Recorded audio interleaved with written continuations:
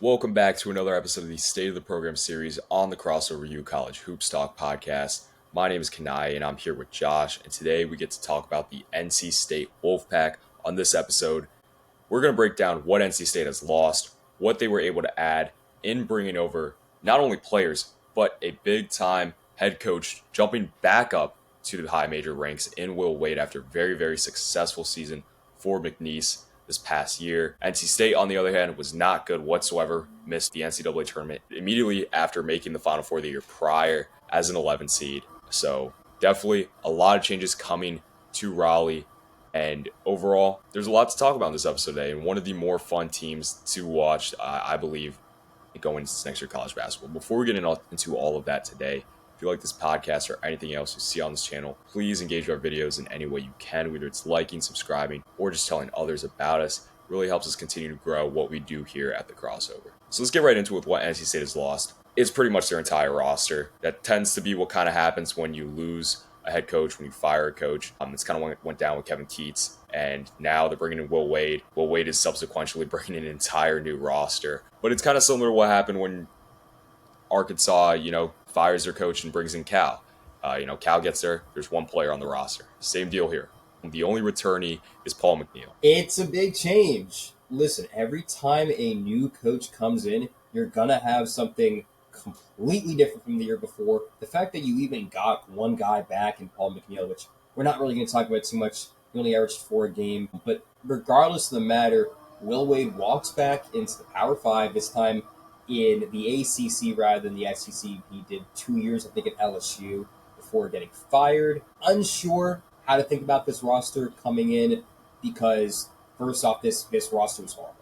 This NC State team did not even qualify for the ACC tournament itself when they were last year making the Final Four. I get at both years they were pretty much on a very similar path conference-wise, but there's no DJ Burns, obviously. We're not going to have that type of miracle run ever again. Regardless of the matter, it's kind of a glass half empty, half filled type of thing because, yeah, you lose almost all of your roster, but the roster wasn't good to start with. So I feel like it's not horrible, but you got to start from scratch regardless of the matter. So Right. give me 3 of this. Yeah, I'm going 3 here too for, again, the reason you said. You got to start all over, which is never easy, but at the same time, what you had prior to losing everything just really wasn't a good on-court product whatsoever, which is why it gets really exciting for ads. Obviously, I think ads is important to mention. They're getting Will Wade as a coach. Really successful season at McNeese. He's been really great at that program over the last few seasons. It really was encapsulated by this past year where they were able to go on that little bit of a run and make some noise in March. Of course, you saw all the videos of Amir Ora Khan, who is also coming over to the NC State program. So that's cool to see him there now as a grad assistant. That's awesome. I'm sure we'll see more videos of him walking the players out of the tunnel with the big speaker over his shoulder. So that'll make for a good laugh once we do see that. But yeah, you're getting a new head coach. You're getting a new grad assistant, Amir Khan. You're also bringing in some really, really talented transfers. I do think it's important to mention what Will Wade has brought over from McNeese. Those guys being Quadir Copeland and Allen Breed. 2 day one starters there, although Allen Breed did get hurt towards the beginning of the season. But when he was healthy, he was really productive. Quadir is kind of a glue guy type of player where he'll do a lot of things that might not end up on the box score, dive for loose balls, guard the other team's best perimeter offensive player, and do some stuff to playmaking, get other guys open looks. Allen Breed, I'm really excited for to see how he kind of transfers over to the high major level. Quadir does have high major experience having played at Syracuse for 2 years before he ended up at McNeese. And they're also bringing in one of the top transfers in this offseason cycle in Darian Williams, who just averaged 15 points per game this past year at Texas Tech. Yeah, there is a great haul. Obviously, once again, you lose all your roster, you got to turn around and use what is looking to be the best portal cycle of all time right now. And bringing in a guy like Darian Williams alone is a huge deal. He was a guy that went to the draft, was thought to come back to Texas Tech, was wooed over to this new program, and he will be probably the day one main ball handler. But behind him are a ton of Power 5 guys and day oneers on Will Wade's McNeese team, particularly Trey Holloman, Van Alduin, who played at the neighboring North Carolina, which will definitely tick off a lot of Tar Heel fans. And then Terrence Arsenault, who went to a national championship game last year. And guys like Alan Breen and Peter Copeland, once again, have the experience of being with Wade in the past. And Copeland himself played at Syracuse 2 years ago. So he himself has ACC and Power 5 experience. And Will Wade didn't stop there. He got two top 60 and 100 players, including Matt Abel, who did not change his commitment after Will Wade ended up becoming the coach there. He looks like a guy who could honestly start later in the season. And the roster looks a lot better when you look at who was brought in rather than who was lost. Yeah, I love the roster construction this year. I will say the one thing that slightly worries me is the kind of lack of proven shooting right now. Quadir Copeland is not the best shooter. Darren Williams can step out and hit, but that's not someone you want to rely on too. Just because he's not playing in the backcourt, I'm looking for shooting in your backcourt, and I think you're going to need to find it in between. It's going to have to be by committee between the likes of Trey Holloman, Terrence Arsenault, Alan Breed, and Matt Abel, who I think if Matt Abel can come in and be the caliber of a player like a top 25 kid, like he is in this incoming class, that's going to be really important. I'm also really, really high on Terrence Arsenault. I don't know if there's a player on in this program going to the next season I'm higher on than Terrence Arsenault. I think after sitting for the past 2 seasons under Kelvin Sampson, getting in on the court in flurries, really talented player with great athleticism. He's going to bring a lot of off the dribble creation, I think, and now a much bigger starting role, we presume. I think he has a chance to majorly break out onto the scene in college basketball on the national scale and compete to be on perhaps an all ACC team at the end of the season. And I'm really excited to see what Terrence is capable of doing because I think he's in store for a really, really big jump this year. But I think this team as a whole can have a big jump. I think Yeah. Peter Copeland and Alan Breed can fit really well at the Power 5 level. And a guy like Van Allen Lubin, who literally played next door, can show perhaps if Will Wade is the better of the two guys, which I think can really reinstate, honestly, a very fun rivalry that we haven't seen. NC State has a great college basketball history. They won it once in the 80s, if you remember that very famous buzzer-beating shot from the 86 title game over Houston. But that's so long ago now, I think people are really starting to forget that there even is a third team, besides, I guess, Wake Forest, in the North Carolina Research Triangle. I think Will Wade can really put this program back on the map. And this is the roster to do it, in my opinion. What do you think you would give the additions, Kanaye? I might go up to an 8 here. I think an 8 is fair. I was thinking the same thing, too. This is a top 10, perhaps even top 5 transfer class. Yeah.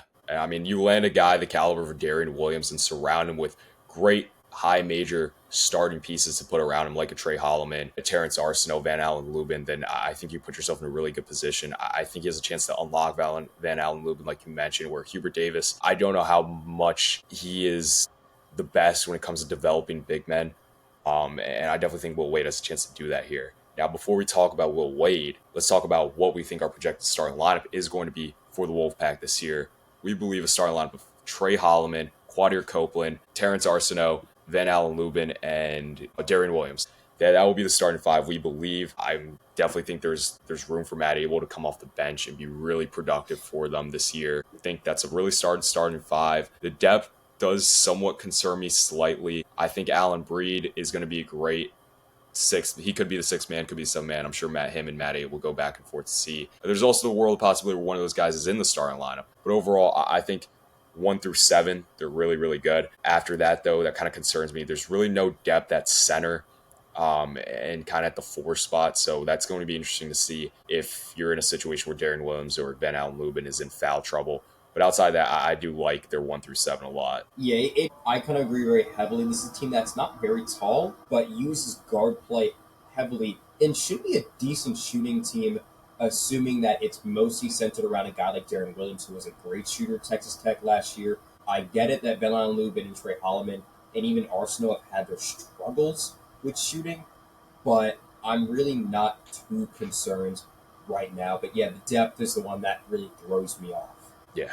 Now to get into Will Wade. Will Wade's an interesting case here because he did an amazing job in McNeese, and he's done an amazing job in the short time taking over as head coach for NC State, and with what he's done in recruiting out of the transfer portal, and being able to retain the commitment of a guy like Matt Abel, who easily could have decommitted from NC State when they fired Kevin Keatts, but decided to stick it out and trust Will Wade with what he's trying to build out in NC State. Now, Will Wade does have prior experience at the high major level where he didn't really perform all that well with his X's and O's and just how he performed as a coach. So that does kind of, it's hard to gloss over that, just considering that he is jumping back up to the high major level. He's in the ACC, which of course is one of the best conferences in college basketball, most years at least. But I'm not really sure how to feel. I want to believe in Will Wade this time. I think that experience, the experiences he's had, have built him to be ready for it this time around, as opposed to his first go around. But at the same time, it's still kind of tough to really kind of grade him in terms of how you think he's going to do this year. Yeah, there is an air of caution on this guy, and I think we kind of have to separate first year coaches from last year to first year coaches this year because I don't think we see the Kevin Youngs, the Mark Popes, the Pat Kelseys in the same way. I think a lot of people were taken by storm by just how good last year's coaches were at honestly all levels, and we apply them immediately to a guy like Will Wade or Jay Lucas at Miami or another coach you might be thinking about who's starting a new program. And I don't hate it. But Will Wade has had previous experience at the Power 5 level, honestly in a harder conference, and he performs suboptimal. And you Yeah, think I you're mean, fired for not being like it wasn't that he was fired for not being a good coach. He was fired for I think tampering with like contracts and whatnot and like illegal scouting. But I think even without that in, his career at LSU would have been more of a footnote than anything else. yeah, I do think it was good for Will Wade to kind of get out of the SEC and escape Baton Rouge and with LSU and maybe just kind of, I know he had that whole scandal, didn't have the best coaching run there either, but for him to kind of just step down and really lock in on going, being a coach and building up a program the way he did at McNeese, I think he's kind of found himself again and is going to be able to put together an encore product that's a lot better than what we saw out of him at LSU. And honestly, he could even eclipse what he did this past year at McNeese, quite frankly. It's tough to trust a first-year coach, but we saw a first-year coach in the ACC and Pat Kelsey this past year do really, really well. And I honestly think Will Wade could be on a similar path to what Pat Kelsey did this past year. There's definitely that ceiling. I kind of want to give him a 6 out of the gates because we don't know. I don't know if Right. it's going to be a Pat Kelsey. It might just be Will Wade all over again, and this roster might not be the continuous masterpiece that we're looking at right now, or it literally could be a Final Four contending team. This is a crazy unknown squad, and I have no clue what to think about it right now until we actually see them play. But I like where this is going. Yeah, I like where this is going to. I do think a 6 is fair just because kind of in the boat where you got to see it to believe it. I'm definitely in that boat. I believe Josh is as well. So I think a 6 would be good here. But now to talk about the ACC. ACC will be better than they were this past year where they were very, very weak. At the same time, though, I still don't view them as the best conference in college basketball by any means. I think it's very, very top heavy once again, with the likes of Duke and Louisville kind of being a tier above the rest, and everyone else just you can go down the list so forth where you want to rank teams. But I definitely think that NC State has a chance to be the third best team in this league at their ceiling. And then at their floor, they could be, who knows, maybe a bottom 5 team in this conference. Yeah, this could be a really weird year, I guess, for the ACC as a whole. I mean, Louisville being good alone hasn't been a thing we've seen in the ACC, I think, ever, considering how recent Louisville has been in the ACC for. But I do get the point. I do think that NC State can run the table and be a top 2 team, obviously 2, the Duke.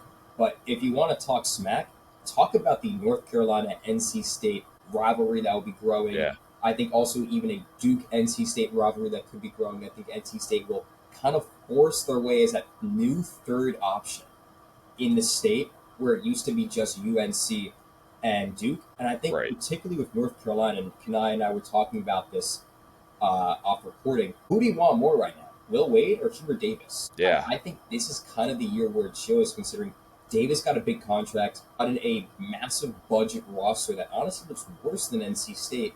And they're now competing in the same level. And I feel like Will Wade has the edge. Wade has already beaten a Power 5 ACC team in Clemson last year that was better than UNC in my opinion. And we kind of have a lot more, I don't want to say trust right away, but I feel like there's a lot less concern about where the floor is for this squad than UNC. Yeah, honestly, it's a really interesting debate to have between UNC and NC State. I almost lean towards NC State right now, but in terms of where I'd rate them for their conference. I'd probably go 6 here Yeah, again. I think six is fair because this is the worst conference of the Power Five. Yeah, It isn't. I'm not saying that the ACC is going to be that like what 3 team conference that it was last year. It'll probably be 5 or 6 teams, but NC State is not competitive in the way that Louisville is, or right. perhaps even UNC if they get their act together. That said, this can be a fun team to watch. I'm very Yeah, excited to watch this team play. definitely. I mean, there's a lot of guys who have the chance to make big leaps, which kind of get into vibes here. There's a lot of energy surrounding this NC State program. You're bringing in a new coach who was super successful, won on a Cinderella-esque, if you want to call Cinderella run in a year where there really weren't any Cinderellas. This past year, McNeese, he's bringing over some guys from that program. He's bringing a lot of guys who have played at the high major level, but maybe were in smaller roles, now going to be in much, much bigger roles. Darian Williams played second fiddle to JT Top this past year at Texas Tech. Terrence Arsenault came off the bench for Houston. Trey Holloman kind of fell in the backseat to the likes of guys like Jaden Akins, Jeremy Fears, Jace Richardson at Michigan State. But they're all guys who can perform at the high major level. They've had big moments. They have the chance to prove that they are good enough to be big time players in the ACC. And I love how Will Wade's come out and said, like, hey, our fan base at NC State has so much hatred towards both Duke and North Carolina. What if instead of exerting all that energy towards hating those other 2 teams of the Research Triangle, would you put that passion and energy into coming out and supporting your own school? And I think he's starting to really build back the fan base that NC State once had. And I think Jimmy V is looking down on this really, really happily. But I think NC State has a chance to be really, really good. And I honestly like this roster head to toe more than their Final Four roster 2 years back. And just that run was amazing as it was. I think NC State has a chance to do some really, really awesome things this year. And I think the fan base knows this. And for that, I think the vibes are quite high. I'm probably going to go 7 here. I'm going 7 as well. This team, once again, it can have. This team could be a disappointment, but I don't feel like it's going to. I really Yeah, think this team is competitive in a way that it hasn't been before. And I think while a lot of NC State fans are still thinking about that Final Four run 2 years back, it's kind of now going to be tied to the restart of the program as a whole and reaching back to that point, but with more of an ambition. Because that team wasn't supposed to be even in the tournament. This team right, should be in the right. tournament. This team, I think, can make a Sweet 16 in his first year, and that's something Keats never could do. Keats kind of was gifted this, and it obviously didn't work the next year. Miracles only happen once at the end of the day. Wade is not a miracle. Wade is a machine. He runs his programs very well, especially at McNeese, and I think the transition shouldn't be as rough as it could be with other coaches coming. So vibes, yeah, 7. I think I'm very excited to see this team. Like I said before, I want to see them beat Duke at least once. This is definitely a team I've circled as one of the ones I'm eagerly going to be, watching as much as I can this upcoming season. I love how you mentioned how this team does have a low floor, but there's just something about Will Wade that makes you believe that I just don't think this team is going to be disappointment, like you just talked about. I think I just feel like all the mold is there and all the pieces are there to make for players to make the leaps they need to make surrounding a star like Darian Williams to be able to go on a deep run, second weekend run in March, be towards the top of the ACC, maybe even win a game against Duke or North Carolina, Louisville. And I'm here for it. College basketball is better when NC State is good. And I'm really excited to see the Wolfpack in action this year. But that's going to take care of everything we have on this episode today. And until the next time we upload on this podcast, we'll see you all next time.